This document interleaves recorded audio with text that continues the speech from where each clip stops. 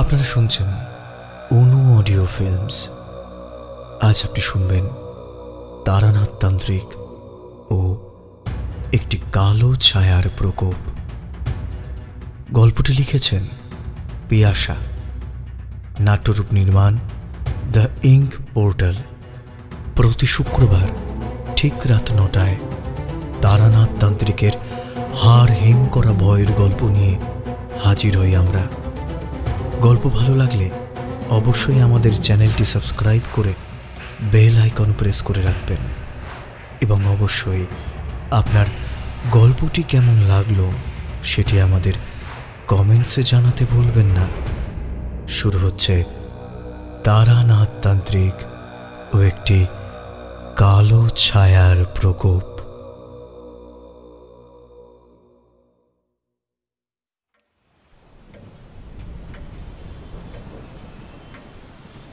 জানলার বাইরে আমি একদৃষ্টে চেয়েছিলাম। সামনে অঝোরে বৃষ্টির ধারাপাত হচ্ছে। গরম চায়ে চুমুক দিয়ে কিশোরী বলল,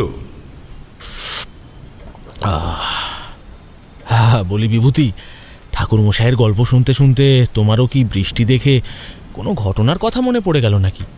তা নয়, এমন অভিজ্ঞতার সম্মুখীন হয়নি যে। তাছাড়া শুধু সম্মুখীন হলেই তো আর হবে না, সবটা পোক্ত হাতে সামলাতেও জানতে হবে, কি বুঝছো? কিছুক্ষণ হলো তারানাথের বাড়ি পৌঁছেছিলাম।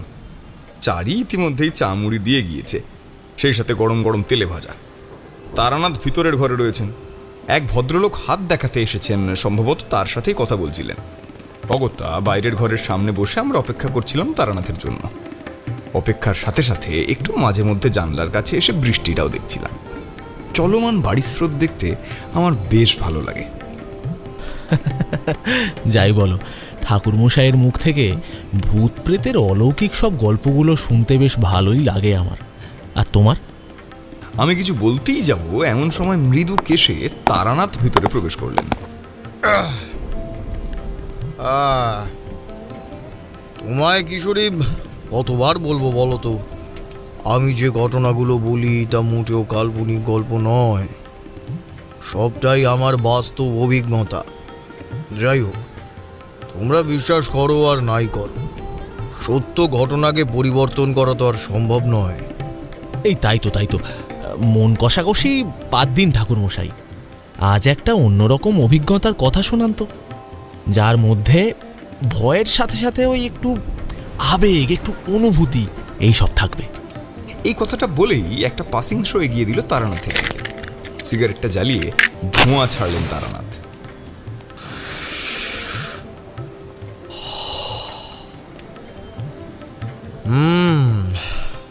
রোজই তো হাড় হিম করা ভয়ের সব অভিজ্ঞতা শোনাই তোমাদের।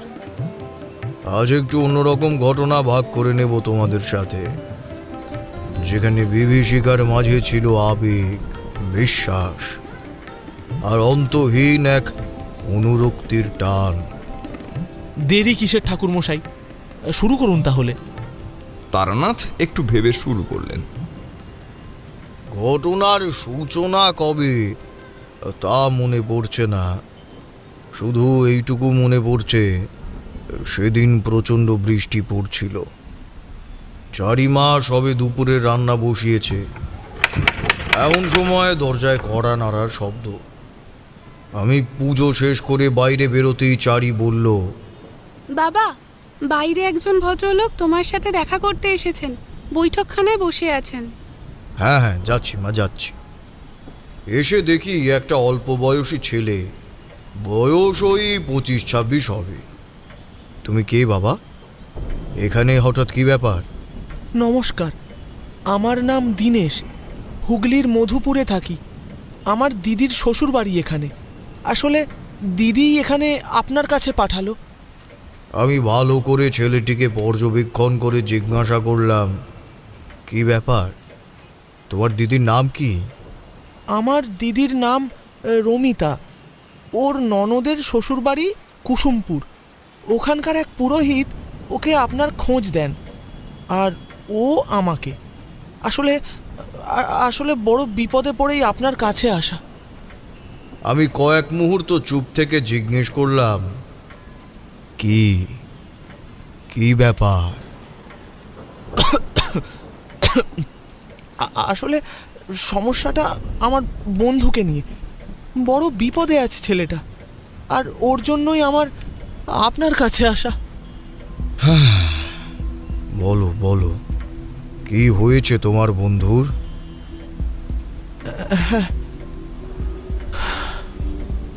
কোথা থেকে যে শুরু করব ঠিক বুঝতে পারছি না। তবে বেশ কিছু সময় ধরে অদ্ভুত সব ভয়ঙ্কর ঘটনার সম্মুখীন হচ্ছে আমার বন্ধুর স্ত্রী অপর্ণা। এতটাই ভয়ঙ্কর সেসব অভিজ্ঞতা যে আমিও স্পষ্টভাবে তা এখানে ব্যক্ত করতে পারবো না। বলা যেতে পারে রীতিমতো মৃত্যুরূপী বিপদের সাথে লড়ছে মেয়েটা। তুমি ঠিক কি বলছো আমি কিছুই বুঝতে পারছি না, একটু পরিষ্কার করে বলবে? আপনি বরং আমার সাথে চলুন, নিজের চোখে সবটা দেখবেন আর ওদের সাথে কথা বলবেন। তাহলেই বুঝতে পারবেন ঠিক কতটা ভয়াবহতার মুখোমুখি আছে ওরা। আমি কয়েক মুহূর্ত চুপ থাকলাম, বুঝতে পারছিলাম না কি হচ্ছে বা হতে চলেছে। ছেলেটির উদ্বিগ্ন অসহায় মুখ আমাকেও ভাবাচ্ছে। কি করা যায় ভাবতে ভাবতে অবশেষে রাজি হলাম। বেশ, তাহলে একটিবার আমাকে মধুপুর যেতে হচ্ছে। তোমার বন্ধুটির সাথে কথা বলতে হবে, তো ঘটনাটা জানতে হবে। হাতে আর বেশি সময় নেই ঠাকুরমশাই, আপনি কালই চলুন। সেদিন দীনেশ অনেক অনুরোধ করে নিজের দিদির ঘরে ফিরে যায়। তার পরের দিন সে আমাকে নিয়ে রওনা দেয় মধুপুরের উদ্দেশ্যে। বেশ বর্ধিষ্ণু গ্রাম মধুপুর, ভালোই জনমানব আছে। দেখে মনে হলো মোটামুটি সব রকম মানুষেরই বসবাস এই গ্রামে। খানিকটা উন্নতও বটে, রাস্তাঘাটও মোটামুটি ভালো। পাকা বাড়ি, কাঁচা বাড়ি, স্কুল, হাট বাজার, খাবার হোটেল প্রায় সবই আছে এখানে। যাই হোক, গ্রামে যখন পৌঁছলাম তখন বেশ অনেকটা সন্ধ্যা গড়িয়েছে। গ্রামে প্রবেশ করার জন্য বাস রাস্তা থেকে কিছুটা পথ হাঁটতে হয়। আসলে বাজারটা একদম গ্রামের মুখেই, বাসগুলো তাই সেখানেই থামে। আর মধুপুরের যত বাসিন্দা আছে তাদেরকেও এখানেই নামতে হয়। আমাকে নিয়ে দীনেশ বাস থেকে নেমে একটা ভ্যান ডাকে। এই বাজারটা বেশ জমজমাট। রাত 8টার দিকেও কিছু দোকানপাট খোলা, লোকজনও অল্প বিস্তর আছে। এছাড়া গ্রামে অল্প আলোর পরিষেবাও মজুদ। একেবারে নিস্তব্ধ নিশুত গ্রাম বলা যাবে না, মোটামুটি মফস্বল এলাকার মতো। তবে এখানেই কিন্তু শেষ ছিল না। ভ্যান আমাদের টেনে যেখানে নিয়ে গেল সেটা কিন্তু গ্রামের স্বাভাবিক পরিবেশের থেকে একদম আলাদা ছিল। আসলে দীনেশের বন্ধুটি যেখানে থাকতো সে বাড়িটা গ্রামের একদম শেষ সীমানায় ছিল। আর অদ্ভুত ব্যাপার লক্ষ্য করলাম, বাড়িটা কেমন যেন জলা জঙ্গল দিয়ে ঘেরা। দোতলা মাটির বাড়ি, তাই বোঝাই যাচ্ছিল বাড়িটা বেশ পুরনো। ভ্যান থেকে নেমে চারপাশটায় চোখ বুলোতে বুলোতে আমি জিজ্ঞেস করলাম, ভারী গা ছমছমে জায়গা তো, তা তোমার বন্ধু এত সুন্দর একটা গ্রাম ছেড়ে এরকম শেষ প্রান্তের এক অদ্ভুতুরে জায়গায় থাকে কেন? পৈতৃক বাড়ি? না, ঠিক তা নয়। আপনি ওই বাড়িতে চলুন না, আপনার সব প্রশ্নের উত্তর ওখানেই আছে। আমি আর কথা না বাড়িয়ে দীনেশের সাথে এগোতে লাগলাম। বড় রাস্তা থেকে কিছুটা ভেতরে বাড়িটা, খানিকটা পরিত্যক্ত বললেও ভুল বলা হবে না। আশেপাশে কেবল ঝিঁঝি পোকা আর অন্যান্য নাম না জানা পোকার ডাক। অগন্তি বড় বড় গাছের ঘনত্ব পরিষ্কার বয়ান করছিল জায়গাটায় সম্ভবত দিনের আলো কম পৌঁছয়, এতটাই গাছগাছালি। আমি একটু অবাক হয়ে তাকালাম। ভাবলাম, এমন একটা পরিত্যক্ত এলাকায় কেউ থাকতে পারে? কারুর থাকাটা সম্ভব? দীনেশকে প্রশ্নটা করলাম, তোমার বন্ধুটি এমন নির্জন এলাকায় হঠাৎ থাকতে গেল কেন হে? ওই যে ঠাকুরমশাই, আমার বন্ধুটির বাড়ি। আসুন আসুন। আমিও কথা না বাড়িয়ে দীনেশের সাথে সোজা বাড়িটির সামনে এসে উপস্থিত হলাম। যতটা আশ্চর্য হওয়ার কথা তার চেয়েও বেশি আশ্চর্যচকিত হলাম বাড়ির কাঠামো দেখে। এমন একটা নিরিবিলি পরিত্যক্ত স্থান বাড়িটির ঠিকানা হলেও বাড়িটির পরিকাঠামো বেশ নিখুঁত। মাটির দোতলা বাড়ি, তবে উপরের তলায় দেখলাম হলুদ রং করা, ওপরে খড় আর টালির ছাউনি। বাড়ির আশপাশটাও গাছগাছালিতে ভরা, তবে সব থেকে বেশি দৃষ্টি আকর্ষণ করছে বাড়ির একদম সামনেই থাকা একটা প্রকাণ্ড বট গাছ, যার ঝুড়িমূল সোজা নেমে এসেছে মাটির নিচ পর্যন্ত। দেখলেই গাটা ছমছম করে। দরজায় টোকা দিতেই একটি মধ্যবয়স্ক গোলগাল চেহারার মহিলা বেরিয়ে এলেন। দীনেশকে দেখতেই বললেন, ও হো হো হো, আরে এসো এসো। আমিও দীনেশের সাথে ভেতরে ঢুকলাম। মাসিমা, ইনিই ঠাকুরমশাই, দিদির বাড়ির ওখানে থাকেন। ও আচ্ছা আচ্ছা, নমস্কার নমস্কার, আসুন ঠাকুর মশাই। আমিও প্রতি নমস্কার জানিয়ে ভেতরে ঢুকে কয়েক পা এগিয়েছি, হঠাৎই একটা তপ্ত বাতাসের হলকা এসে সজোরে ঝাপটা মারল আমার মুখে। আমি অত্যন্ত ধীরে পাশ ফিরে কয়েক মুহূর্ত স্থির চেয়ে থাকলাম দীনেশ এবং ভদ্র মহিলার দিকে। প্রথম থেকে দীনেশ আমাকে লক্ষ্য করেনি, ভদ্র মহিলাটির সাথে কথা বলতে ব্যস্ত ছিল। পরক্ষণেই আমার উপস্থিতি খেয়াল পড়লে সে বলল, আর ঠাকুরমশাই, ইনি হলেন এই বাড়ির মালিক, অমল ঘোষের স্ত্রী পূর্ণিমা দেবী। আমি কেবল মাথা নাড়লাম। এরপর সবাই মিলে ভেতরের বৈঠকখানায় আসতেই দেখলাম একটি অল্প বয়সী ছেলে উদ্বিগ্ন মুখে দাঁড়িয়ে রয়েছে বৈঠকখানার ঠিক মাঝখানটায়। আমাকে দেখা মাত্রই দ্রুত পায়ে আমার কাছে এগিয়ে এলো। আসুন ঠাকুরমশাই, এইখানে বসুন। এই বলে ছেলেটি একটা কাঠের চেয়ার এনে আমার সামনে রাখল। আমিও ভালোভাবে ছেলেটিকে দেখতে দেখতে বললাম, তোমার তো চোখ মুখ একেবারে শুকিয়ে গেছে বাবা। সত্যিই ছেলেটির শুকনো মুখটা দেখার মতো ছিল না। কোটরগত চোখের তলায় হালকা কালি পড়েছে, অশান্ত মুখের অভিব্যক্তি, গালে কয়েকদিনের না কাটা দাড়ি, এলোমেলো মাথার চুল, সব মিলিয়ে ছেলেটার অবস্থা দেখাচ্ছিল বেশ শোচনীয়। আমি চেয়ারে বসতেই একটি মোড়া টেনে বসল। দীনেশ পাশেই চুপচাপ দাঁড়িয়েছিল, তবে ছেলেটিকেও চুপ থাকতে দেখে সে বলল, এই সুমন, ঠাকুরমশাইকে সব খুলে বল। তোদের সাহায্য করার উদ্দেশ্যেই তিনি এত দূর থেকে এখানে এসেছেন। কোথা থেকে যে শুরু করলে সঠিক হবে তা বুঝতে পারছি না, তবে যা ঘটেছে আমার সাথে তা প্রথম থেকেই বলতে শুরু করলাম আপনাকে। এর মাঝেই বাড়িওয়ালার স্ত্রী এসে চা বিস্কুট দিয়ে গেলেন। আমি চুপচাপ সুমনের পরবর্তী কথা শোনার অপেক্ষা করছিলাম। প্রথম থেকেই শুরু করি। তবে আমি আর অপর্ণা কিছুটা আমাদের পরিবারের অমতে গিয়েই বিয়েটা করি। এই 5.5 মাস হলো বিয়ে হয়েছে আমাদের। আসলে সেই কলেজ জীবন থেকেই আমরা একে অপরকে চিনি।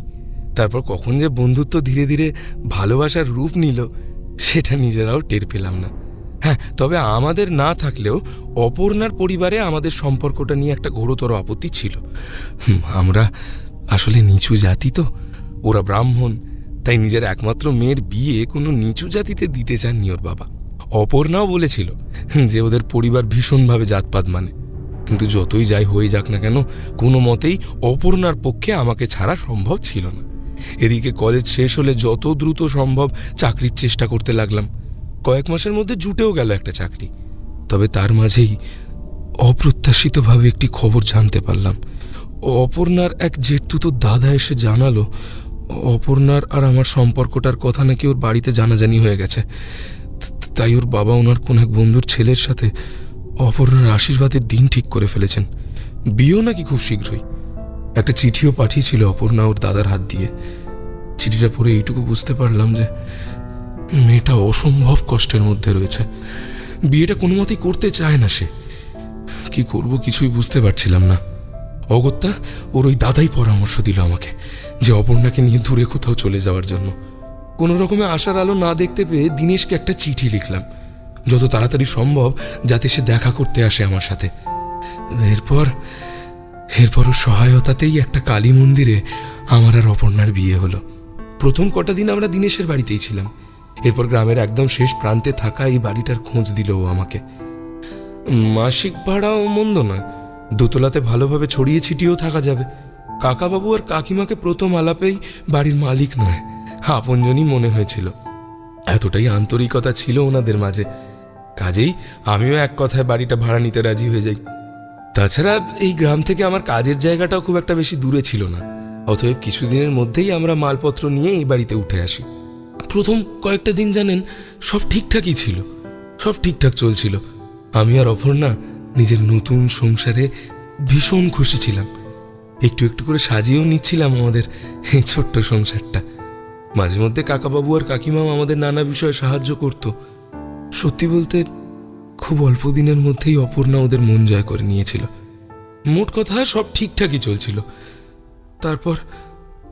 তারপর হঠাৎই একদিন সুমনের কথা শুনতে শুনতেই আমি চেয়ার থেকে উঠে বাড়ির চারদিকটা ঘুরে দেখছিলাম। একটা অদ্ভুত ঋণাত্মক আবহ অনুভব হচ্ছিল আমার, কিছু এমন যা ভাষায় প্রকাশ করার মতো নয়, আবার বড্ড অস্বস্তিদায়কও বটে, ছমছমে শিহরণ জাগানোর মতো। আমি নিচটা ভালোভাবে ঘুরে দেখে নিয়ে জিজ্ঞাসা করলাম, তারপর নতুন বাড়িতে নতুন জীবন শুরু করলাম ঠিকই, তবে এর কিছুদিনের মাথাতেই অদ্ভুত সব কাণ্ড ঘটতে লাগলো অপর্ণার সাথে। লক্ষ্য করলাম আচমকাই অপর্ণার ব্যবহার, স্বভাব চরিত্রে কেমন যেন একটা অদ্ভুত পরিবর্তন আসতে শুরু করলো। কিরকম পরিবর্তন? একটা ক্লান্তির দীর্ঘশ্বাস ফেলে সুমন পিছনের দরজার দিকে তাকালো। দেখলাম দরজার সামনে উদাস মুখে পূর্ণিমা দেবী দাঁড়িয়ে। আমার সাথে চোখাচোখি হতেই ভদ্রমহিলা দুপায়ে এগিয়ে এলো কিছু একটা বলার জন্য, তবে আকস্মিক কয়েক মুহূর্তের জন্য চুপ করে গেলেও আমার দু চোখে কৌতূহল আর প্রশ্ন দেখে সে বলতে শুরু করলো, প্রথমে ব্যাপারটা আমি লক্ষ্য করি। প্রথম থেকেই এদের দুজনকে আমার বেশ ভালো লেগেছিল। দুটো অল্প বয়সী প্রাণবন্ত ছেলে মেয়ে, খুব কম সময়ের মধ্যেই ওরা আপন করে নিয়েছিল আমাকে আর আমার স্বামীকে। সুমন যখন অফিসে থাকতো, অপর্ণা প্রায়শই রান্না অর্ধেক ফেলে আমার কাছে ছুটে আসতো রান্নায় কোনটা কি দিতে হবে সেসব জানতে। অনেক সময় আমার পাশে দাঁড়িয়ে মনোযোগ দিয়ে রান্নাও শিখত। আমিও অনেক সময় দোতলায় যেতাম অপর্ণার সাথে কথা বলতে, গল্প করতে। আসলে একা থাকতে মেয়েটা একেবারেই পছন্দ করত না। যাই হোক, ঘটনায় আসি এবার। সূত্রপাত 2-3 মাস আগে। একদিন ওই বিকেলের দিক করে সাবলীলভাবে গল্প করতে দোতলায় গেলাম আমি। অপর্ণাও হাসি মুখে দরজা খুলল। কয়েক মিনিট দুজনের মধ্যে কথাও হলো। এরপর চা করতে মেয়েটা রান্নাঘরে যায়। তারপর যা ঘটল তাতে আশ্চর্যচকিত না হয়ে পারলাম না। বারান্দায় বসে অপর্ণার জন্য অপেক্ষা করছিলাম আমি। আমাদের জন্য চা বানাতে রান্নাঘরে গেছিল মেয়েটা, কিন্তু প্রায় আধ ঘন্টা 45 মিনিট কাটার পরেও রান্নাঘর থেকে যখন সে ফিরল না, তখন আমি ডাকাডাকি শুরু করলাম। অদ্ভুত ব্যাপার, রান্নাঘর থেকে কোনো সাড়া শব্দ পেলাম না আমি। বাধ্য হয়ে ভেতরে যেতেই থমকে গেলাম। দেখলাম অপর্ণা স্থিরভাবে আগুনের সামনে দাঁড়িয়ে জানলার বাইরেটা দেখছে। আগুনের ওপর দুধের বাটিটা ছিল, হয়তো চা করবে বলেই দুধ জাল দিচ্ছিল। সে দুধ উতলে গড়িয়ে বাটি শুকোতে শুরু করেছে, অথচ মেয়েটার কোনো ভ্রুক্ষেপই নেই। সন্ধ্যা তখনও হয়নি। হ্যাঁ, তবে সেই মুহূর্তে দাঁড়িয়ে হঠাৎই আমার মনে হলো ঘরের আশপাশটায় যেন ঝুপ করে অন্ধকার নেমে এলো, অস্পষ্ট সবকিছু। আমি দ্রুত বাটিটা নামিয়ে উনুন নেভালাম। তারপর বার কতক ডাকলাম অপর্ণাকে, কিন্তু সে যেন অদ্ভুত এক ঘোরের মাঝে ছিল। যতই ডাকি না কেন কোনো সাড়া নেই। ঘরের মধ্যেটা অন্ধকার হয়ে এসেছিল ইতিমধ্যেই। বাইরের সামান্য আলোয় কোনো রকমে হাতড়ে লণ্ঠন জ্বালালাম। তখনও অপর্ণা স্থির দাঁড়িয়ে। প্রায় 1-1.5 ঘন্টা ধরে ডাকাডাকি করলাম, অথচ কোনো শব্দই যেন কানে যাচ্ছিল না তার। বিন্দুমাত্র চেতনায় আনতে পারছিলাম না মেয়েটাকে। সে যেন এক জায়গায় স্থির দাঁড়িয়ে, চোখ খোলা রাখা অবস্থাতেই অবচেতনের গহীনে তলিয়ে গেছিল। এরপর নিচ থেকে আমার স্বামীকে ডেকে আনলাম। সেও অনেক ঝাঁকুনি দিয়ে জল ছিটিয়ে অপর্ণাকে ডাকার চেষ্টা করলো, কিন্তু না, কোনোভাবেই মেয়েটাকে ওই জায়গা থেকে নড়ানো গেল না। মনে হচ্ছিল মেয়েটার পা যেন জমাট বেঁধে গেছিল। প্রায় 3.5 ঘন্টা পর সুমনের সাইকেলের রিংয়ের শব্দ কানে এলো আমাদের। আর ঠিক সেই মুহূর্তেই আমরা ধপ করে মেঝেতে লুটিয়ে পড়তে দেখলাম অপর্ণাকে। সুমন ওপরে এলে সবটা সুমনকে জানালাম। ও আর আমার স্বামী দুজনে মিলে অজ্ঞান অপর্ণাকে ভেতরের ঘরে নিয়ে গেল। আমিও রান্নাঘর থেকে ফিরেই আসছিলাম, হঠাৎই লণ্ঠনের হালকা আলোয় জানলার বাইরে একদম সোজাসুজি থাকা বটগাছটার দিকে চোখ পড়ল। 2য় ভাগের ডালে একটা অবিশ্বাস্য দৃশ্য দেখতে পেলাম আমি। অকস্মাৎ এতক্ষণ ধরে গভীর মনোযোগে পূর্ণিমা দেবীর কথাগুলো আমি শুনছিলাম। কি দেখতে পেলেন? ঠোঁট দুটো চেপে একটা লম্বা শ্বাস নিল ভদ্রমহিলা। তারপর কম্পিত কণ্ঠে বলল, অকস্মাৎ এক জোড়া লাল চোখ, আর সে লাল চোখ দুটো যেন দ্রুত গতিতে রান্নাঘরের জানলার দিকেই এগিয়ে আসছিল, যার ঠিক উল্টো দিকে আমি দাঁড়িয়েছিলাম। এক মুহূর্ত সময় নষ্ট না করে দ্রুত জানলাটা বন্ধ করে দিলাম আমি। তারপর হাঁপাতে হাঁপাতে ভেতরের ঘরে এলাম। অপর্ণা তখনও বেঘোরে ঘুমোচ্ছে, বা হয়তো অজ্ঞান, বুঝতে পারিনি।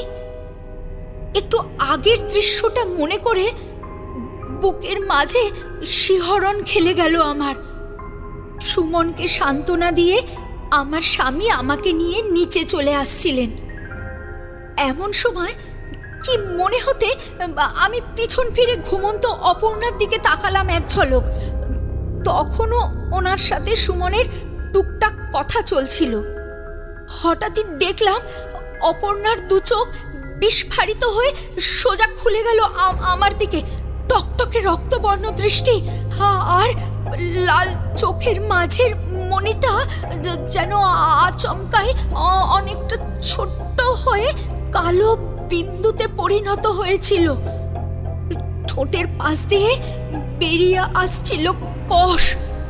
ওই অবস্থাতে আমার দিকে চেয়ে একটা ভয়াবহ গা ছমছমে হাসি দিল মেয়েটা। আর দাঁড়াতে পারলাম না, ওনাকে নিয়ে দ্রুত নিচে নেমে এলাম। আসার সময় শুধু সুমনকে বললাম সাবধানে থাকতে। এত দূর বলে থামলেন পূর্ণিমা দেবী। দীনেশ আর সুমন দুজনেই মাথা নিচু করে দাঁড়িয়ে রয়েছে। ওদেরকে একবার দেখে আমি সুমনের কাছে এসে ওর কাঁধে হাত রাখলাম। মনে হচ্ছে তুমি কিছু বলতে চাও, বলো, কি বলতে চাও তুমি?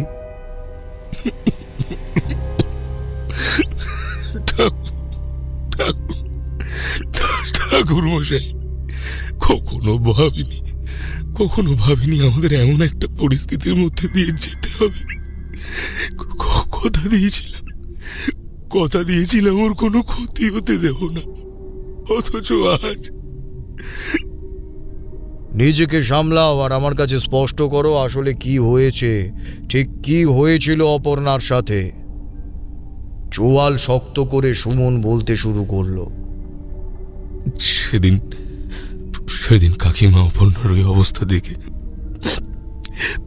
পরের দিন সকালেই পুরো ঘটনাটা আমার কাছে বলেছিলেন। প্রথম দিকে আমি বিশ্বাস করতে চাইনি, ভেবেছিলাম মনের রোগ হতে পারে, কিন্তু দুদিনের মাথায় এক রাতে আমি যা দেখলাম তাতে আমার হাড় হিম হয়ে উঠল। ভুলতে পারবো না, আমি ভুলতে পারবো না সে দৃশ্য। আমি আমি আমি আমি কোনোদিন ভুলতে পারবো না সে দৃশ্য, আমি কোনোদিন। কম্পিত কণ্ঠে কথাগুলো বলছিল সুমন। বলার মাঝেই বারংবার গলা ভেজাচ্ছিল সে। পরিষ্কার বোঝা যাচ্ছিল নিদারুণ ভয়ের কারণেই গলা শুকিয়ে উঠছিল তার। রাত কত জানা নেই। ঘরে লণ্ঠনের আলো প্রায় নিভু নিভু। জানলা দিয়ে কেবল পূর্ণিমার শ্বেত শুভ্র জ্যোৎস্নার আগমন বিদ্যমান ছিল। এমন সময় আকস্মিক ঘুমটা ভেঙে গেল আমার। কোথা থেকে খসখসে নিচু কণ্ঠস্বরে কিছু মন্ত্র পাঠের শব্দ শুনতে পাচ্ছিলাম। তবে বুঝতে পারলাম সে কণ্ঠস্বর সম্ভবত কোনো নারীর। আমি হাতটা পাশে রাখতেই বিছানা শূন্য অনুভব করি। খেয়াল পড়ল অপর্ণা আমার পাশে নেই। দ্রুত বিছানা ছেড়ে লণ্ঠন হাতে নিলাম। ঘরটা ফাঁকা, কেবল নিজের ছায়া পড়ছে দেওয়ালে। বাইরে নিশুত পূর্ণিমার রাত। দূরে কোথাও শেয়ালের আর্ত চিৎকার কানে আসছিল, আর কাছাকাছি থেকে ঝিঁঝি পোকার ডাক। আমি মৃদুস্বরে কয়েকবার অপর্ণার নাম ধরে ডাকতে লাগলাম ঠাকুরমশাই, কিন্তু কোনো সাড়া পেলাম না। সেই মন্ত্রোচ্চারণের ফিসফিসানি কণ্ঠস্বর ধীরে ধীরে তীব্র হতে থাকলো। মেয়েটা কোথায় গেল আমি কিছুই বুঝতে পারছিলাম না। সেই কণ্ঠস্বরের উৎস খুঁজতে, তা অনুসরণ করতে একসময় রান্নাঘরে এসে উপস্থিত হলাম। লণ্ঠনের আলোয় ঘরটা চারিদিকটা ভালোভাবে দেখে নিলাম ঠিকই, তবে সন্দেহজনক কিছুই দেখতে পেলাম না। কিন্তু তা তো ক্ষণিকের জন্য। হঠাৎই লণ্ঠনের আলো বাইরে পড়তেই সামনের বট গাছটার দিকে আমার নজর গেল। ওখানে কিছু একটা ঝুলে থাকতে দেখলাম আমি। পূর্ণিমার আলোয় পরিষ্কার দেখতে পাচ্ছিলাম আমি সেটা, কিন্তু কি তা ঠাওর করতে পারলাম না ঠাকুরমশাই। মনস্থির করলাম একবার গিয়ে দেখি। গভীর রাত, আকাশে জল করছে গোলাকার ঝলসানো পূর্ণিমার শ্বেত শুভ্র চাঁদ।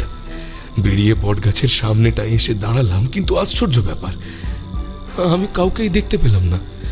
লণ্ঠন তখনও আমার হাতে শক্তভাবে ধরে রাখা আছে, কিন্তু তার আলো গাছের উপর পড়লে সেখানকার জমাট আঁধার তো কাটল, তবে কোনো কিছুই চোখে পড়ল না। অথচ আমি নিশ্চিত ছিলাম একটু আগে ওখানে কিছু একটা ঝুলছিল। মাথার মধ্যে অজস্র চিন্তা ঘুরছে। অপর্ণা কোথায় যেতে পারে সে নিয়েও ভাবছি। এমন সময় পিছন থেকে পায়ের শব্দ কানে এলো, যেন কেউ আমার পিছন দিয়ে হেঁটে চলে গেল।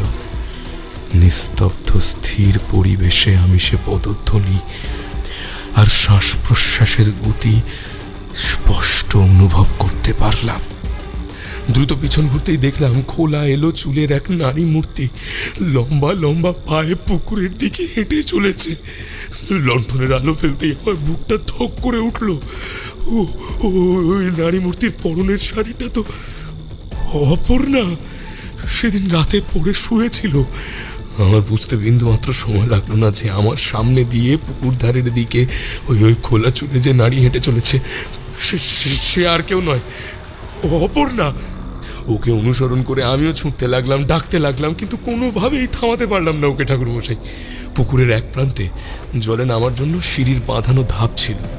দেখলাম অপর্ণা সেদিকেই নেমে চলেছে। কাল বিলম্ব না করে সজোরে অপর্ণার হাত চেপে ধরে চিৎকার করে ওকে ডাকলাম আমি। তৎক্ষণাৎ যা দেখলাম তা আমি কোনোদিনও ভুলতে পারবো না, কোনোদিনও ভুলতে পারবো না। আমি অপর্ণার হাত ধরার সাথে সাথে আমার দিকে পিছন ঘুরে তাকালো। এলো চুল উঠছে সবেগে, মুখ ফ্যাকাশে সাদা। শুধু তাই নয়, মুখের নানান জায়গায় শিরাগুলো সরু ও নীলচে হয়ে ফুলে ফুলে উঠেছে। টকটকে লাল রক্তবর্ণের দু চোখে কুচকুচে কালো মণিযুগল অসম্ভব ছোট্ট হয়ে যেন দুটো পুটকিতে পরিণত হয়েছিল। আর কালো ঠোঁট দুটোর ধার দিয়ে বেরিয়ে চলেছে অনর্গল কষ। আমার দিকে রুড়ো দৃষ্টিতে চেয়ে হাত ছাড়িয়ে নিয়ে একটা ভয়ানক হাসি ছুড়ল। তারপর পুনরায় সিঁড়ি ভেঙে নামতে লাগলো জলের দিকে। হতভম্ব হওয়ার সুযোগও পেলাম না আমি। দ্রুত ওর কোমর পিছন থেকে চেপে ধরে প্রাণপণে চিৎকার করে ওর নাম ধরে ডাকলাম। আমার সেই বিকট তীব্র চিৎকার সারা পুকুর ঘাট জুড়ে যেন প্রতিধ্বনিত হতে লাগলো। এমন সময় অনুভব করলাম অপর্ণা ধীরে ধীরে লুটিয়ে পড়ছিল আমার বুকের মাঝে। বুঝতে পারি ও জ্ঞান হারাচ্ছে। এদিকে আমার চিৎকারে কাকাবাবু আর কাকিমাও ঘর থেকে বেরিয়ে আসলেন। এমন ভয়ঙ্কর দৃশ্য দেখে তো ওনারাও হতবাক। অতঃপর সবাই মিলে ধরাধরি করে অপর্ণাকে ঘরে এনে শোয়ানো হলো। চোখ মুখে জল ছেটালো। মেয়েটার জ্ঞান ফিরল তো ঠাকুরমশাই। তবে একটু আগে ও কি করেছে বা ওর সাথে কি হয়েছিল ওর তার কিছুই মনে ছিল না। আমরা কেউ বুঝতে পারছিলাম না জানেন কি হচ্ছিল। তাই কাকাবাবুর পরামর্শেই গ্রামের পুরোহিত মশাইয়ের কাছে গিয়ে আমি অপর্ণার ব্যাপারটা সবটা খুলে বলি। সব কথা শোনার পর পুরোহিত মশাই অনুমান করে বললেন হয়তো কোনো অস্বাভাবিক অশুভ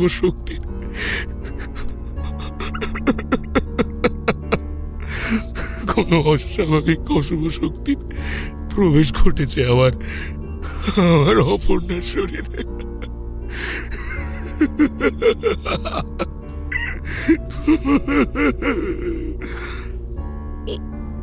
এটা প্রথমে আমার মনের মাঝে যে আসেনি তা নয়, কিন্তু সুমন মানতে নাড়াচ্ছিল।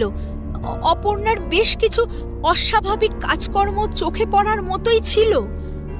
এই বাড়িতে দীর্ঘদিন আছি আমরা, কিন্তু কখনোই অস্বাভাবিক কিছু লক্ষ্য করিনি।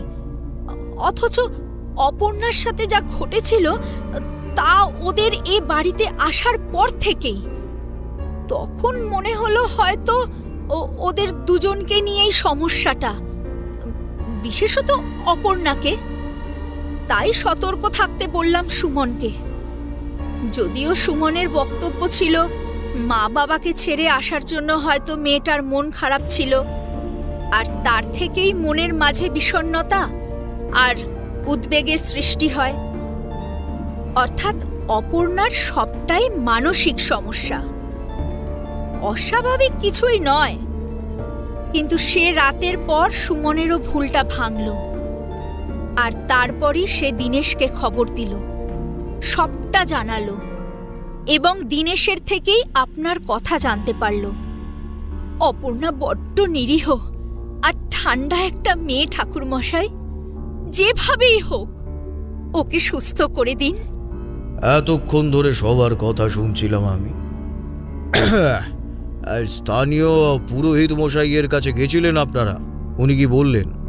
যে ভয়ঙ্কর শক্তি অপর্ণাকে ঘিরে রেখেছে সে অসম্ভব শক্তিশালী ঠাকুরমশাই। তাকে বশ করা পুরোহিত মশাইয়ের পক্ষেও সম্ভব নয়, এমনটাই তিনি বললেন ঠাকুরমশাই। আপনি যেভাবেই হোক আমার স্ত্রীকে আগের মতো করে দিন ঠাকুরমশাই। ওকে সুস্থ স্বাভাবিক করে দিন ঠাকুরমশাই। সুমনকে ভেঙে পড়তে দেখে আমার বড় খারাপ লাগলো। আসলে মানুষের কষ্ট, হাহাকার আমাকে নিদারুণ পীড়া দেয়। আমি ছেলেটাকে আশ্বস্ত করে বললাম, এভাবে ভেঙে পড়ো না। আচ্ছা, একবার আমাকে তোমার স্ত্রীর কাছে নিয়ে যাবে? আমি তাকে দেখতে চাই। আসুন ঠাকুরমশাই, আসুন। এরপর আমরা নিচতলা পেরিয়ে উপরে উঠে এলাম। উপরে দুটি ঘর আছে, একটিতে ওরা সম্ভবত ঘুমোয় আর অপরটিতে রান্নার কাজ হয়। কলঘর নিচেই, সামনে একটা চওড়া ছোট বারান্দা আছে, সেখানেই দুটো আসন পাতা দেখলাম। হয়তো ওখানে বসেই কথাবার্তা হয়। আমি ভালো করে চারপাশটা দেখছিলাম। এদিকে আসুন ঠাকুরমশাই। ঘরে ঢুকতেই একটা অজানা আশঙ্কায় আমার বুকটা কেঁপে উঠল। দেখলাম একটি অল্প বয়সী নারী চৌকিতে টান টান হয়ে শুয়ে আছে। চোখ মুখ শুকিয়ে গেছে একেবারে, শরীরও প্রায় মিশে গেছে চৌকির সাথে। চোখের তলায় গভীর কালির রেখা। স্থিরভাবে সে বিছানায় মিশেছিল। আমি ধীর পায়ে ওর সামনে এসে ওর কপালে নিজের হাতটা রাখলাম। তারপর চোখ বুজে মন্ত্র জপতে শুরু করলাম। আচমকাই চোখের সামনে এমন কিছু দৃশ্য ভেসে উঠল যে ব্যক্ত করা সম্ভব ছিল না। এমনকি আমার চারপাশটা উত্তপ্ত হয়ে উঠল। যেন কোনো অশুভ ছায়া আমাকে প্রাণপণে ওখান থেকে বের করে দিতে চাইছে। অপর্ণার কাছে আমি যে যাই সেটা সে চাইছে না। এইবার আমি নিশ্চিত হলাম কোনো প্রেতাত্মাই বটে যে অপর্ণাকে নিয়ন্ত্রণ করছে, তবে কোনো সাধারণ প্রেত নয়, কঠিন তন্ত্রবিদ্যার মাধ্যমে সৃষ্ট এবং নিয়ন্ত্রিত প্রেত, যাকে সহজে বশ করা সম্ভব নয়। প্রচুর শক্তিশালী সে। সবচেয়ে বড় কথা, কোনো উদ্দেশ্য নিয়েই এই প্রেতের এই বাড়িতে আগমন ঘটেছে। আমার হাতের স্পর্শ আর মন্ত্রপাঠে আচমকাই চোখটা খুলে গেল অপর্ণার, এবং এরপরেই একটা ভয়ঙ্কর কাণ্ড ঘটল। ঘরের ভেতর কোথা থেকে বইতে শুরু করলো দমকা বাতাস। জানলার কপাট পড়তে লাগলো সশব্দে। রান্নাঘর থেকে এটা ওটা পড়ার শব্দ পেতে শুরু করলাম আমি। তারপরই হঠাৎ সেই বাতাস প্রবল বেগে ত্বরান্বিত হলো আমার দিকে, এমনকি ছিটকে ফেলে দিল আমাকে দরজার এক কোণে। এরপরই দেখলাম নিস্তেজ জীর্ণ হয়ে শুয়ে থাকা অপর্ণার শরীরটা ধীরে ধীরে শায়িত অবস্থাতেই ওপরের দিকে উঠতে লাগলো।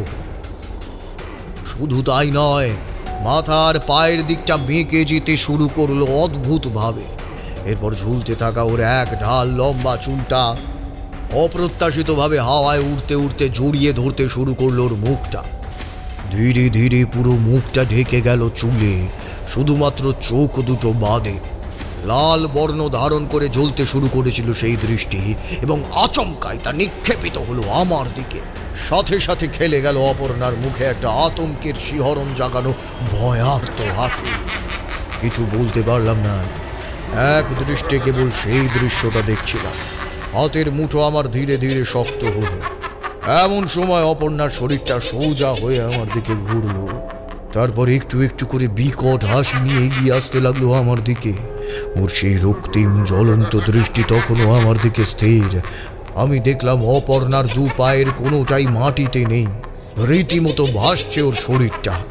আমার কাছে এসে কালচে দাঁতগুলো বের করে অট্টহাস্যে ফেটে পড়লো মেয়েটা। অদ্ভুত ব্যাপার, ওর কণ্ঠস্বরের সাথে মিশেছিল কোনো এক পুরুষ কণ্ঠ। পরিষ্কার তা শুনতে পাচ্ছিলাম আমি। হাসতে হাসতে অপর্ণা আমার ঘাড়ের কাছে নিজের নাকটা এনে ঘ্রাণ নিতে নিতে জোরে জোরে নাকটা টানতে লাগলো।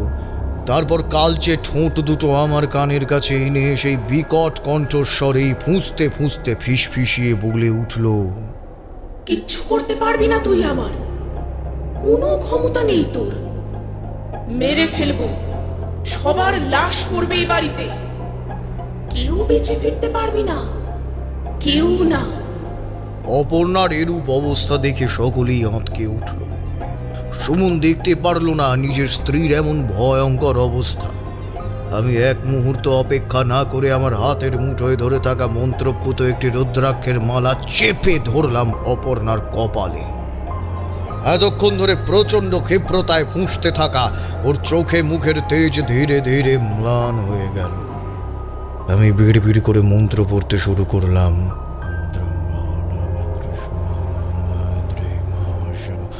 আমার মন্ত্রোচ্চারণের সাথে সাথে অপর্ণার মুখের অভিব্যক্তিও পাল্টে যেতে লাগলো, যেন ওর শরীরের ভেতর থাকা কোনো কিছুর কারণে নিদারুণ অস্বস্তি আর কষ্ট ভোগ করতে হচ্ছিল ওকে। আমার থেকে কিছু ব্যবধানে সরে নিজের দু হাতে নিজের শরীরটা ডলতে ডলতে চিৎকার করতে লাগলো। তারপর আকস্মিক থমকে গেল সবকিছু। বাতাসে ভেসে থাকা অপর্ণার শরীরটাও থমকে ছিল কয়েক মুহূর্তের জন্য। তারপর ধপ করে তা পড়ে গেল নিচের চৌকিটাতে। এ দৃশ্যে চমকে উঠল সকলেই, তবে একটা দীর্ঘশ্বাস ফেলল। যদিও আতঙ্ক তখনও কারোর মন থেকে স্পষ্টভাবে মুছে যায়নি। সুমনের চোখ মুখের অবস্থাও ঠিক নয়। ঠাকুরমশাই, ঠাকুরমশাই, অপর্ণার কি হচ্ছে? ও ও ঠিক হয়ে যাবে তো? না, বিপদের তো এখনো কিছুই শুরু হয়নি। আরো অনেক কিছু এখনো হওয়ার বাকি আছে সুমন। তুমি একটা কাজ করো, কাল সকালে স্থানীয় মন্দিরের পুরোহিতকে একবার ডেকে আনো। ওর সাথে জরুরি কথা আছে আমার। দু হাত জোর করে সুমন আমার কাছে এগিয়ে এলো। আমার অপর্ণা ঠিক হয়ে যাবে তো ঠাকুরমশাই? আমার অপর্ণা ঠিক হয়ে যাবে তো? ওর কাঁধে আলতো করে হাত রেখে বললাম, আজ রাতেই জানার চেষ্টা করব এসব কিছুর পিছনে আসল ঘটনাটা কি, কিভাবে এই প্রেতের খপ্পরে পড়লো মেয়েটা। চিন্তা নেই। সুমন আর কিছু বলল না। সেদিন রাতে নিচের একটি ঘরে আমার থাকার ব্যবস্থা করা হলো। রুদ্রাক্ষের মালাটা আমি সুযোগ বুঝে অপর্ণার গলায় পরিয়ে দিয়েছিলাম। এরপর রাতে খাওয়ার পর আমি ধ্যানে বসেছিলাম। হঠাৎই একটা অস্বাভাবিক অস্বস্তি বোধ অনুভব করতে লাগলাম। আমি ঠিক কি তা বুঝতে না পারলেও এইটুকু বুঝলাম, আমার চারিদিকটা আচমকাই কেমন যেন তপ্ত হয়ে উঠেছিল। ঠিক তখনকার মতোই যখন অপর্ণার ঘরে প্রবেশ করতে গিয়ে। আর ভাবতে পারলাম না। ইতিমধ্যেই আমার কাঁধের ওপর উষ্ণ নিঃশ্বাস পড়তে শুরু করেছে। আমি স্পষ্ট বুঝতে পারলাম ঘরের ভেতর চলাচল করা সেই অশুভ ছায়ার উপস্থিতি। তবে কি অপর্ণা? চোখ খুলে গেল আমার। গম্ভীরভাবে এই পদ্মাসনে কয়েক মুহূর্ত বসে থেকে আমি চকিতে পিছন ঘুরলাম। তবে যে দৃশ্য আমার চোখের সামনে ভেসে উঠল তাতে এক মুহূর্তের জন্য হলেও টলমল হলাম। আমি প্রস্তুত ছিলাম না দেখার জন্য। সামনের দৃশ্য দেখে হৃদস্পন্দন দ্রুত হলো আকস্মিক। এতদিন ধরে এত রকম ভয়াবহ নৃশংস সব ঘটনার সমাধান করা সত্ত্বেও এরকম একটা দৃশ্য দেখে আমি বাক্যরহিত হয়ে পড়েছিলাম।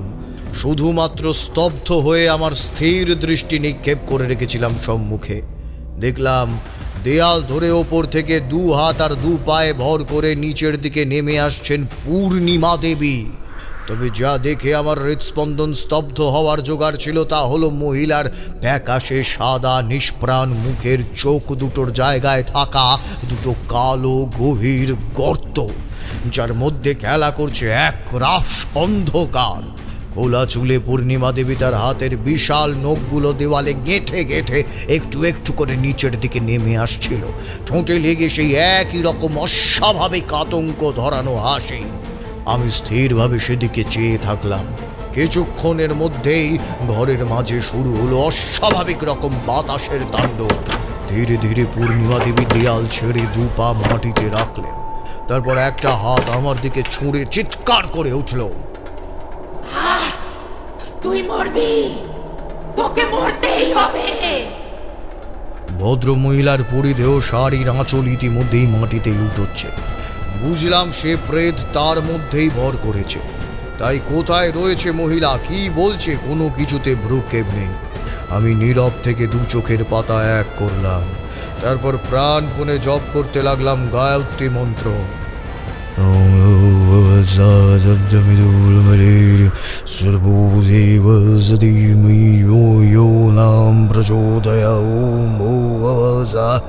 হাতের মুঠোয় শক্তভাবে ধরা পৈতেটা। এ কথা আমার বাবা বলতেন, বিপদের মোকাবিলা করতে গায়ত্রী মন্ত্র আমাকে অনেক সহায়তা করবে। আর সত্যি বলতে বাবার কথাটা 100 ভাগ সত্যও ছিল। ধীরে ধীরে ঘরে স্বাভাবিক হয়ে আসা আবহাওয়াটাও আমি অনুভব করতে পারলাম। চোখ খুলে দেখলাম কেউ কোথাও নেই, কেবল একটি লণ্ঠন জ্বলছে ঘরের এক কোণে। পূর্ণিমা দেবীর কোনো চিহ্নই নেই। আমি একটা লম্বা শ্বাস ছেড়ে সুমনকে ডাকলাম, সুমন, সুমন, খুব শীঘ্রই যজ্ঞের আয়োজন করতে হবে। তুমি আগামীকালই পুরোহিত মশাইকে ডাকো। যজ্ঞের আগে পুজোর কিছু বিধি আছে, তা পালন করতে হবে। আর হ্যাঁ, যত দ্রুত সম্ভব অপর্ণাকে সুস্থ হতে হবে, কারণ খুব বেশি দিন গ্রামবাসীদের থেকে এই বিষয়টা আড়াল করে রাখা সম্ভব নয়। কয়েক মুহূর্ত চুপ থেকে সুমন জিজ্ঞেস করলো, এসব এসব এসব এসব কিভাবে হলো ঠাকুরমশাই? এসব কিভাবে হলো? আমি তো কিছুই বুঝতে পারছি না। আমি হাতের ইশারায় সুমনকে সামনের আসনে বসতে বললাম। ক্লান্ত পায়ে আসনে বসলো সুমন। চোখে এক রাশ অবিশ্রান্তি, যেন কতদিন ঘুমোয়নি ছেলেটা। বললাম, তোমাদের বিয়েতে সব থেকে বেশি আপত্তি কার ছিল? শূন্য দৃষ্টি নিয়ে আমার দিকে তাকালো সুমন। কয়েক মুহূর্ত সেভাবেই চেয়ে থাকলো আমার দিকে। সেরকম বলতে অপর্ণার মা আর বাবারই তো সব থেকে বেশি আপত্তি ছিল আমাদের সম্পর্কটা নিয়ে। অপর্ণার উপর তন্ত্রবিদ্যার প্রয়োগ করা হয়েছে, ভয়ানক তন্ত্র। আর সেই সাধনাকে পরিপূর্ণ করতে এ বাড়িতে প্রেত পাঠানো হয়েছে। তার মানে এই বাড়িতে কোনো সমস্যা নেই? না, সমস্যাটা বাইরে থেকে আগত। তোমার কাকে সন্দেহ হয়? আমি তো নিশ্চিত ওর বাবা মাই হয়তো আমার থেকে আলাদা করার জন্য এসব। আসলে প্রথম থেকেই আমি ওদের অপছন্দের ছিলাম। কিছুতেই অপর্ণার বাবা নিজের মেয়ের সাথে আমার বিয়ে দিতে চাইছিল না। আর তারপর আসল ঘটনা হলো, যে প্রেতকে এ বাড়িতে পাঠানো হয়েছে সে এতটাই শক্তিশালী যে সে শুধুমাত্র অপর্ণার ওপর নয়, এ বাড়ির সবার উপরেই নিজের প্রভাব খাটাতে পারবে, সব জায়গাতেই বিচরণ করতে পারবে। আর যার শরীরে আসলেই বাসা বেঁধেছে সে তো আর কেউ নয়, অপর্ণা। কয়েক মুহূর্ত চুপ থেকে বললাম, না, সে হলো পূর্ণিমা দেবী। ওই ভয়ঙ্কর প্রেত তার শরীরকেই নিজের আস্তানা বানিয়েছে এবং তার মাধ্যমেই ক্ষতি করে চলেছে অপর্ণার অনবরত। কিন্তু কেন কেন ওর মা বাবা এসব করাচ্ছে? কি চায় তারা? আমাদের আলাদা করতে? তাহলে অন্য পদ্ধতি অবলম্বন করতো। এসব ভয়ঙ্কর খেলায় মেতে নিজের মেয়েকে এতটা ঝুঁকির পথে ঠেলতে ওদের বাঁধলো না? পুরো রহস্যের উপর থেকে খুব শীঘ্রই পর্দা উঠবে সুমন। তবে আমার রুদ্রাক্ষের জোরে সে প্রেত অপর্ণাকে ছুঁতে না পেরে পূর্ণিমা দেবীকে নিয়ন্ত্রিত করেছে। এখন ওনার দ্বারাই সকলের ক্ষতি করবার চেষ্টা করতে পারে। সতর্ক থাকতে হবে। সুমনের উদ্বিগ্নতার পারদ যেন আরো বাড়তে লাগলো। মাথার চুলগুলো আঙুলে চেপে ধরল সে। কে ঠাকুরমশাই? আমার অপর্ণার এত বড় ক্ষতি কে করেছে? কেন করেছে? মেয়েটার তো কোনো শত্রু ছিল না। তাহলে কে এই কাজটা করতে পারে? আমি চোখ বুঝলাম কয়েক মুহূর্তের জন্য। বেশ কিছু দৃশ্য ভেসে উঠল আমার চোখের সামনে। সাথে সাথে চোখ খুললাম। দেখলাম কৌতূহলী দৃষ্টিতে আমার দিকেই তাকিয়ে আছে সুমন। যজ্ঞ সমাপ্ত না হওয়া পর্যন্ত আমি কিচ্ছুটি বলতে পারবো না। নির্দিষ্ট বিধি মেনে পুজো পাঠ আর যজ্ঞ সমাপ্ত হলে সব বলবো তোমাকে, সবটা। তার মানে আপনি জেনে গেছেন এসবের পিছনে কে? বলুন ঠাকুরমশাই, বলুন। আপনার পায়ে পড়ছি ঠাকুরমশাই, আপনি বলুন। তাকে জীবিতই খুন করব আমি। হঠাৎই দরজার সামনে দিনেশ এসে উপস্থিত হলো। সুমন, অপর্ণার ঘুম ভেঙেছে, তোকে খুঁজছে, একটিবার আয়। আমিও সুমন আর দিনেশের সাথে অপর্ণার ঘরে গেলাম। নিচতলাটা বেশ অন্ধকার। সে প্রেত যে নিচেরই কোনো একটি জায়গায় ঘাপটি মেরে বসে আছে তা আমার জানা।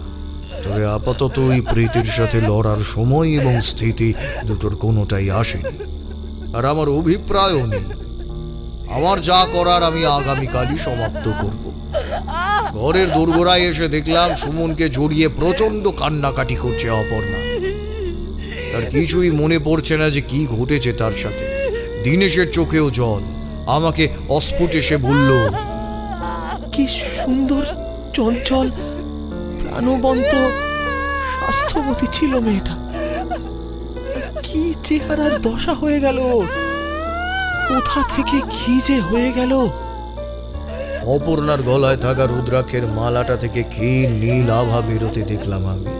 বুঝলাম মন্ত্রে কাজ হয়েছে, যে কারণে প্রেত অপর্ণার থেকে বেরিয়ে পূর্ণিমা দেবীর ভেতরে প্রবেশ করেছে আর তার মাধ্যমেই সমস্ত লক্ষ্য পূর্ণ করবার চেষ্টা করছে।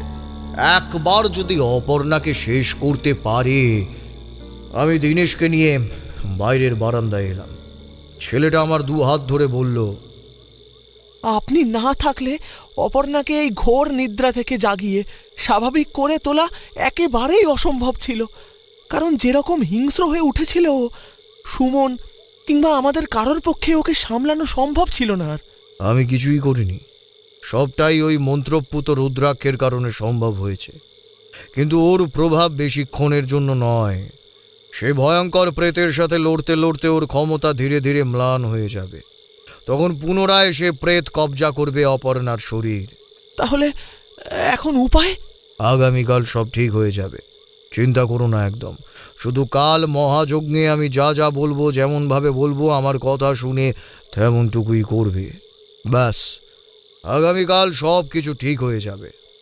অতঃপর সকলেই আগামীকালের অপেক্ষা করতে লাগলো। এর মাঝে পূর্ণিমা দেবীর ঘরে একবার গিয়েছিলাম।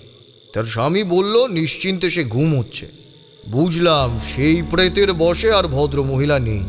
তবে যতক্ষণ ওই অশুভ শক্তি অপর্ণার শরীর দখল করতে না পারছে, ততক্ষণ সে চেষ্টা করেই চলবে বাড়ির বাকি সদস্যদের বশীভূত করে আমার মহাযজ্ঞে বাধা সৃষ্টি করতে। আমি অস্থির মন নিয়েই সে রাতে দু চোখের পাতা এক করলাম। সুমন যা অনুমান করেছে আর আমার চোখে যা ধরা পড়েছে, তার মধ্যে বিস্তর পার্থক্য। কি মনে হতেই আমি পরদিন ভোরেই দীনেশকে বললাম অপর্ণার বাবা মাকে খবর দিতে। তাদের যেভাবেই হোক না কেন এখানে আসতেই হবে, কারণ এই মুহূর্তে বিপদ কেবল অপর্ণার নয়, ওর মা বাবারও, এমনকি ওর পরিবারেরও চরম ক্ষতি হতে পারে। আমার মনের মাঝে অনেক কিছুই চলছিল। এরই মাঝে পুরোহিত মশাইকে নিয়ে সুমন মন্দির থেকে ফিরে এলো।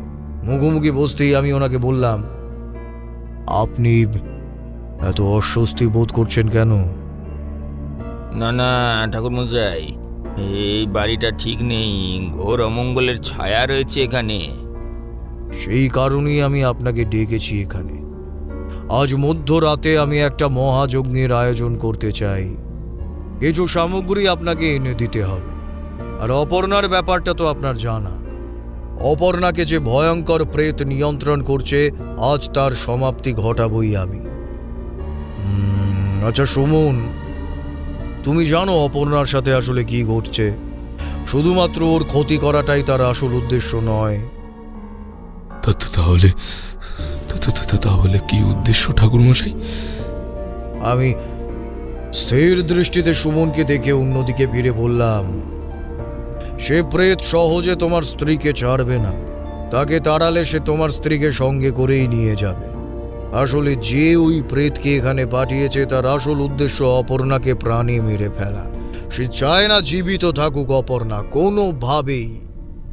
অপর্ণার পরিবারের লোকজন এতটা ঘৃণ্য কাজ করতে পারে শুধুমাত্র নিজেদের ওই মেয়েকেই সম্মান বাঁচাতে?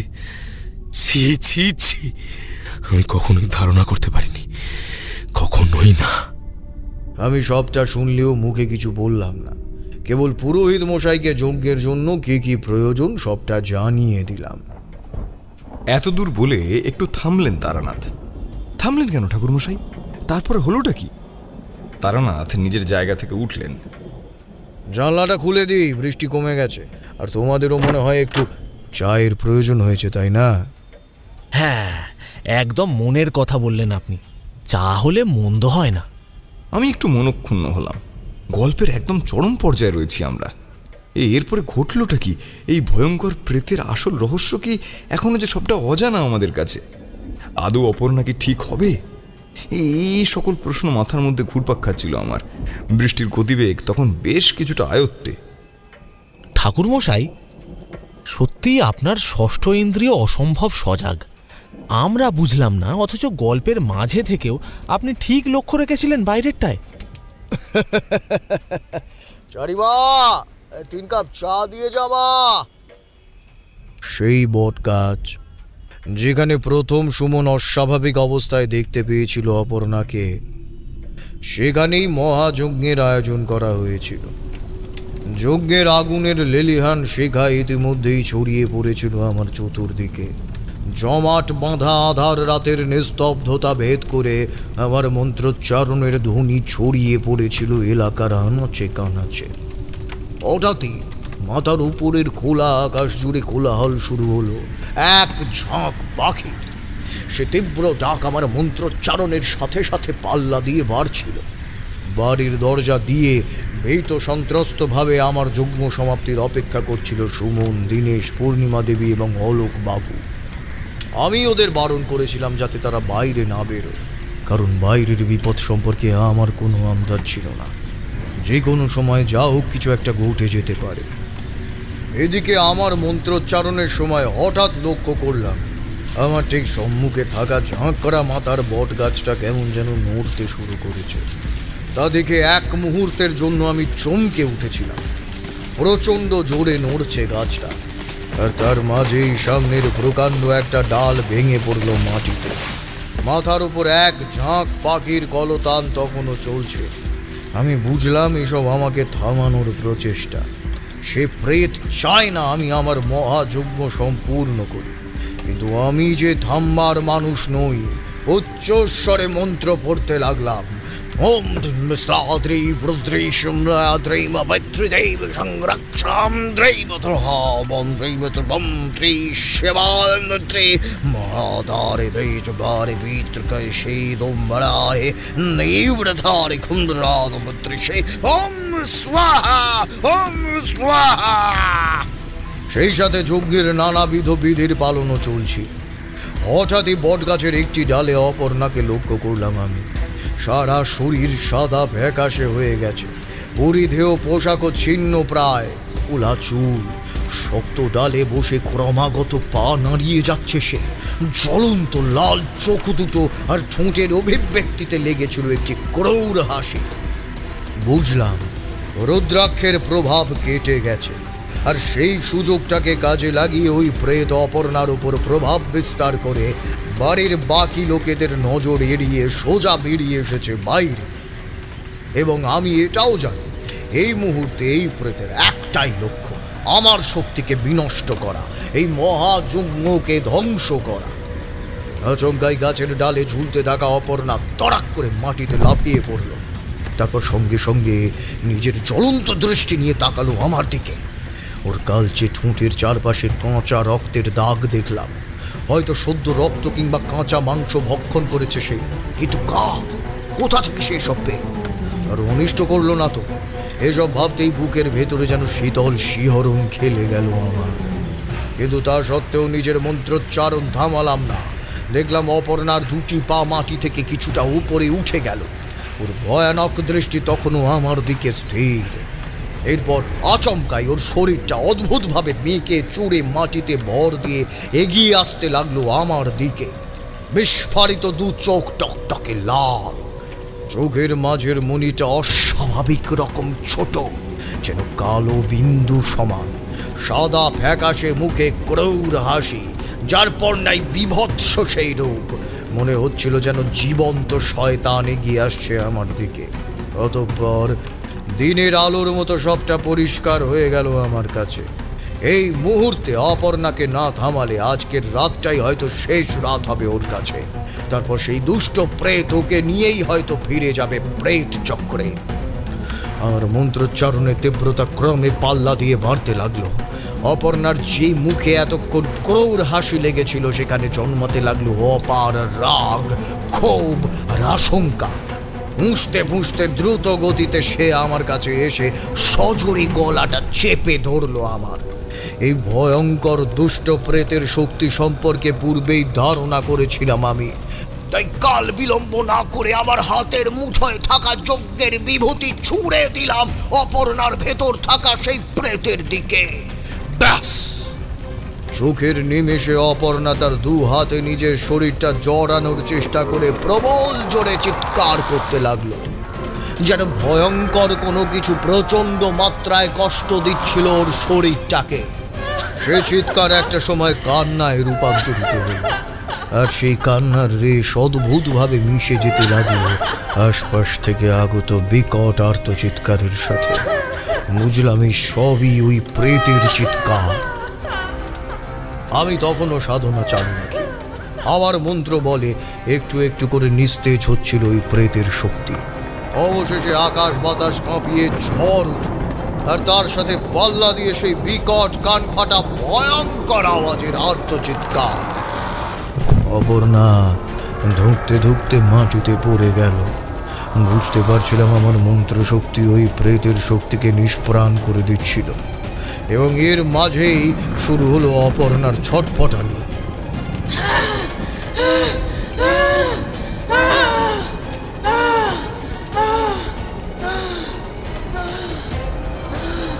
ছাড়বো না, এই শরীরে ছাড়বো না। যে কাজের জন্য এসেছি তা না করে আমি কিছুতেই যাব না, কিছুতেই যাব না। তোকে যেতেই হবে এখান থেকে, তোকে এখান থেকে যেতেই হবে। এরপর আমার মন্ত্রোচ্চারণের গতি কমে আসার সাথে সাথে ঝড়ের মাত্রাও কমতে লাগলো। অপর্ণা ধীরে ধীরে জ্ঞান হারাতে শুরু করলে আকস্মিক ওর শরীরটা বার কত কাঁপুনি দিল। তারপর আশ্চর্যভাবে একটা কালো ধোঁয়া ওর হাঁ করা কালচে ঠোঁট দুটোর মাঝখান থেকে বেরিয়ে কুণ্ডুলি পাকাতে পাকাতে প্রবেশ করলো আমার যজ্ঞের পবিত্র অগ্নিকুণ্ডে। ঝড় থামল, চারপাশের পরিবেশও ধীরে ধীরে শান্ত হয়ে এলো। অপর্ণা তখনও মাটিতে লুটিয়ে। আমি মেয়েটার দিকে এক ঝলক চেয়ে একটা স্বস্তির নিঃশ্বাস ফেললাম। ইতিমধ্যে সুমন সহ বাকিরাও ছুটে এসেছে। অপর্ণাকে ধরাধরি করে ভেতরে নিয়ে যাওয়া হলো। মেয়েটার অনেক বিশ্রামের প্রয়োজন। এরপর কয়েক ঘন্টা অতিবাহিত হয়েছে। এইসব অপর্ণার বাড়ি থেকেই করিয়েছে। ওনাদের সব থেকে বেশি আপত্তি ছিল আমাদের সম্পর্কটা নিয়ে। আমি চুপচাপ সুমনের কথা শুনছিলাম। অপর্ণা একদম সুস্থ এখন, তবে এই ভয়ঙ্কর প্রেতকে ওর বাবা মা পাঠায়নি, পাঠিয়েছে অন্য কেউ, যে তোমার অত্যন্ত পরিচিত। আমার পরিচিত? কিন্তু ঠাকুরমশাই, আমার পরিবারের কারোর তো অপর্ণাকে নিয়ে কোনো রকমের কোনো সমস্যা ছিল না। এমনকি ওনারা সকলেই তো আমাদের সম্পর্কটা মেনেও নিয়েছিলেন। তাহলে আমার পরিচিত লোকেরা কেন আমাদের ক্ষতি করতে যাবে? আমি আলতো করে মাথা নেড়ে জিজ্ঞাসা করলাম, সুমন, শিপ্রা কে? সুমন আমার এক দুঃসম্পর্কের পিসির মেয়ে। বহু বছর হলো ওরা মা মেয়ে আমাদের বাড়িতেই থাকতো। ছোট থেকেই শিপ্রা আমার খুব ভালো বন্ধু ছিল। আমরা একসাথেই বড় হয়েছি, খেলেছি, লেখাপড়া করেছি। বিয়ের পর বেশ কিছুদিন আমার বাড়ির লোকের সাথে আমার কোনো যোগাযোগ ছিল না। এরপর কথা হলে জানতে পারি শিপ্রা আর ওর মা নাকি ওর কোনো এক মাসির বাড়ি চলে গেছে, সেই উত্তরবঙ্গে। না, এরপর তো আর যোগাযোগ হয়নি তাদের সাথে। ভুল তথ্য জানো তুমি সুমন। শিপ্রা এই মুহূর্তে পশ্চিম মেদিনীপুরের একটি গ্রামে রয়েছে, তন্ত্র সাধনা শিখছে। সম্ভবত ওর গুরুর দ্বারা ওই প্রেতকে এখানে পাঠিয়েছে। অপর্ণার ক্ষতি করার জন্য নয়, কেবল ওকে প্রাণে মেরে ফেলার জন্য। আর হোক না হোক, যে তান্ত্রিক এই প্রেতকে পাঠিয়েছে সে অনেক বড় কোনো তান্ত্রিক। হ্যাঁ, কিন্তু ঠাকুরমশাই, শিপ্রা এমন গর্হিত অপরাধমূলক কাজ কেন করবে? ওর তো আমার সাথে বা অপর্ণার সাথে কোনো শত্রুতা ছিল না। তা নয়, এই সব কিছু শিপ্রা তোমাকে পাওয়ার জন্য করেছে। সত্যি করে বলো সুমন, শিপ্রার সাথে তোমার কোনো সম্পর্ক? না ঠাকুরমশাই, তবে ছোট থেকে ও আমার বোনের মতো ছিল। কিন্তু ওর মনে যে আমার প্রতি দুর্বলতা ছিল তা আমি কখনো বুঝিনি। বিয়ের পরপর ওর তরফ থেকে একটা চিঠি পাই আমি। সেখানে নিজের কথা, মানে নিজের মনের কথা প্রকাশ করেছিল। তবে এও লিখেছিল যে আমার বিয়েতেও নাকি অনেক খুশি, ও নিজেও নতুনভাবে জীবন শুরু করতে চায়। ওই চিঠির সাথে আর কিছু ছিল কি? কিছু পাঠিয়েছিল? হ্যাঁ, পাঠিয়েছিল একটা ছোট্ট আতরের শিশি। কিন্তু সেটা হাতে নেওয়ার সময় তো হাত ফসকে মাটিতে পড়ে ভেঙে গিয়েছিল। কাঁচের শিশি ছিল। তাড়াতাড়ি অপর্ণাই সেই কাঁচ মেঝে থেকে তুলে পরিষ্কার করে। এই করতে গিয়ে বেচারির একটা আঙুল কেটে রক্তও বেরিয়েছিল। আচ্ছা, অপর্ণা কখনো তোমার বাড়ি গিয়েছিল বিয়ের আগে? যেত। অনেক সময় রান্নার সাহায্য করতো আমার মায়ের সাথে সাথে। প্রথম দিকে তো সবজি কাটতো, গিয়ে হাতও কেটেছিল। আমি মনে মনে যে হিসেব কষেছিলাম তা এবার পরিষ্কার মিলছে। বললাম, দেখো সুমন, শিপ্রা তোমার ভালোবাসায় অন্ধ হয়ে ভয়ঙ্কর তন্ত্রবিদ্যার সহায়তা নিয়েছে। আর এটা বহুদিন ধরেই চেষ্টা করছিল সে কোনোভাবে অপর্ণার শরীরের কোনো কিছু যাতে জোগাড় করতে পারে। ভালোবাসা কখন যে জেদে পরিণত হয়ে ওকে দিয়ে ভয়ঙ্কর খেলা শুরু করিয়েছিল তাও নিজেও বুঝতে পারেনি। এতে ওর মায়ের অনুমতিও 100 ভাগ ছিল।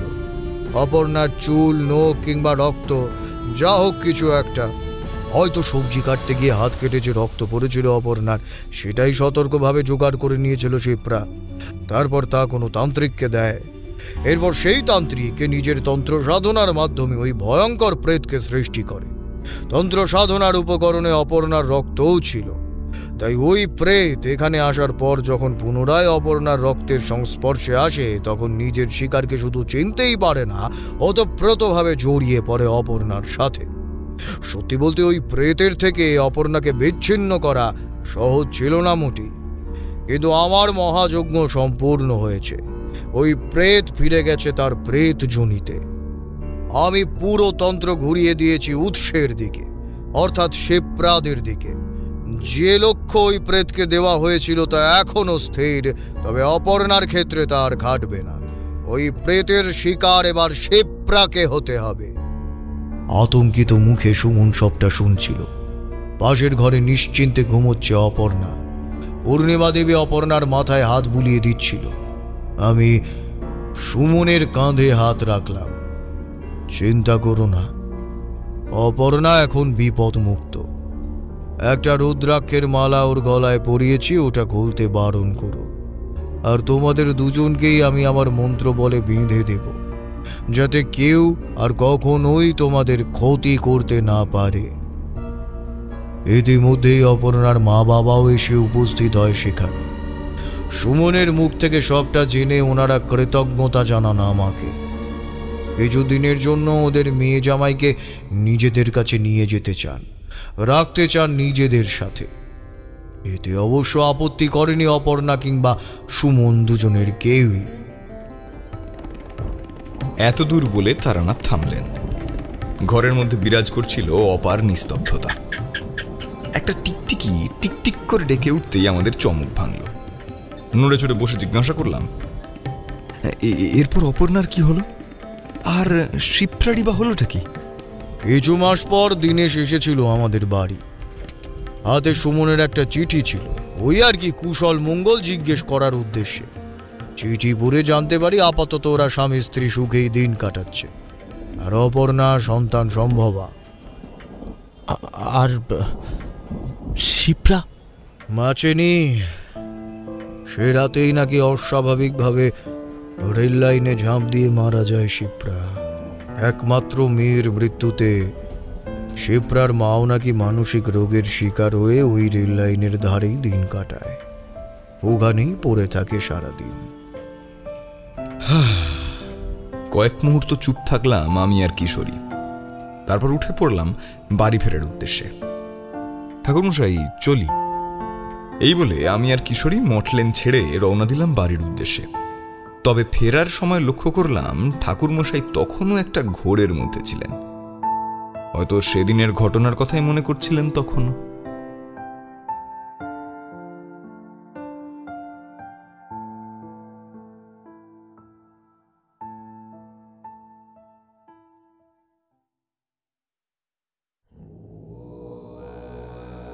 শুনছিলেন তারানাথ তান্ত্রিক ও একটি কালো ছায়ার প্রকোপ। রচনা পিয়াসা। নাট্যরূপ দ্য ইঙ্ক পোর্টাল। বিভিন্ন চরিত্রে সায়ং, জ্যোতির্ময়, অর্পিতা, সৌভিক, সোমা, সুরজিতা এবং ঋতম। সমগ্র গল্পটির কণ্ঠ অভিনয় নির্মাণ করেছে ঋতুরাজ স্টুডিও। সমগ্র গল্পটির আবহ সম্পাদনা, কণ্ঠ সম্পাদনা এবং ধ্বনি সম্পাদনা করেছে 62APS স্টুডিও। গল্প শুনে ভালো লাগলে অবশ্যই চ্যানেলটি সাবস্ক্রাইব করে রাখবেন এবং বেল আইকন প্রেস করে রাখবেন। প্রতি শুক্রবার ঠিক রাত 9টায় হাড় হিম করা ভয়ের গল্প নিয়ে হাজির হবে অনু অডিও ফিল্মস। ততক্ষণ পর্যন্ত স্টে টিউনড।